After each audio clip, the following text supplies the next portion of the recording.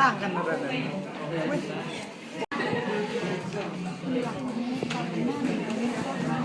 ตกกับตั้งเป็นเด็กบนที่ทันสมัยคาเซียโดยระบบโอโซนและมีคุณภาพและบุมีผลกระทบต่อร่างกายน้ำประปาและน้ำดื่มมีความแตกต่างน้ำประปาแสดงออกอยู่วันไหน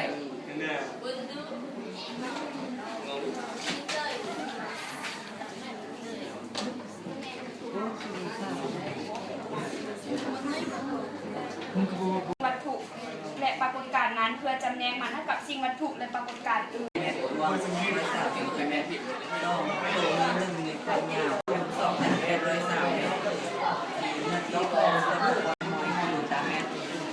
น้ำขาดมีความยาว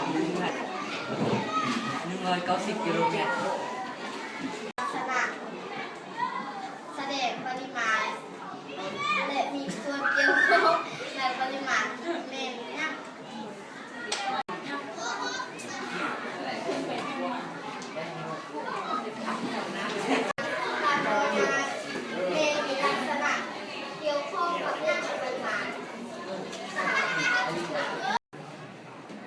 ตั้งตัวอย่างซ่องตั้งพีเพจแล้วจะพอสามารถเอามานั่งได้อีกถ้าเป็นสุกร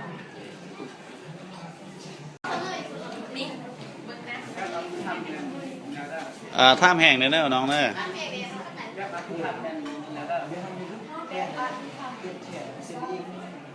อันนั้นมันปกติเซฟแต่ถ้าเราเซฟอัพแล้วเวลาแล้วเนาะคิดทำเป็นคิดทำการคนดอกและอภิธรรมแมนแค่คนจากด้านเดียวแข้งกระดางระวังแบบกลจากด้านเดียวแข้งกระดางแบบคนจากแบบด้านเดียวแบบแข้งกระดางโอเคว่าคำตอบเราของน้องพอใจเหรอพอใจสิ่งที่กระทบหน้าภายนอกแสดงว่าผลลัพธ์การนักข้อตอบสิ่งที่เลือกกระทบหน้าภายนอกแสดงออกอย่างเช่นต้นไม้ถือตัดหรือพาที่ฝันไม้แล้วหักหมดวะ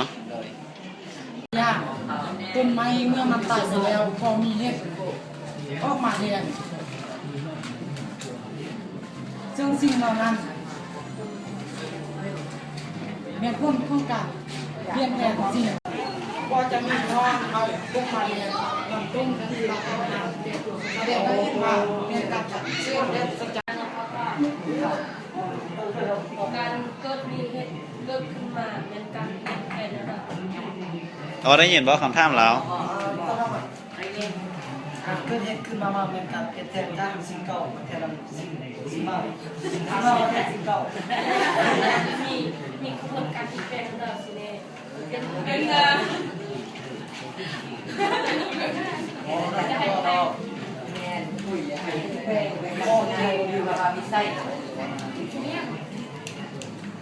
็นยังไงเราตอบ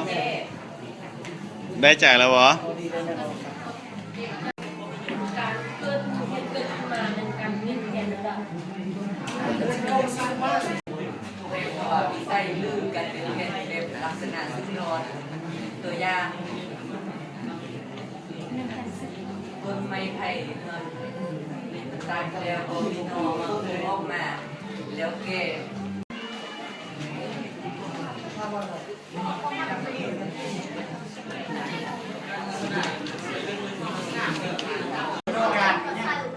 ลูกได้ยังไง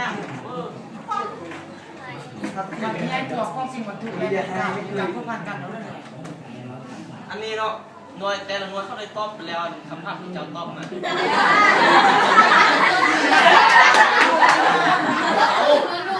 ูกตอบแล้วเขาตอบคืนอีกเขาด้วย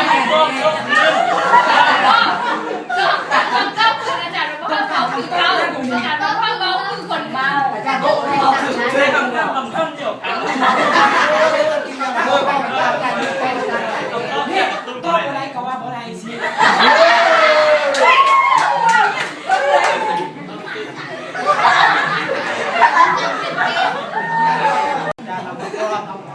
การแยกตัวของสิ่งวัตถุและกระบวนการรวมพันกันคือเส้นว่าเขาเห็นส่วนที่ได้ถูกพื้นเส้นว่ามันมีกระบวนการคนโตเห็นมีน้ำเราเรียงพื้นมีการแยกตัวขึ้น การที่เราทำไมเราใหญ่ขึ้น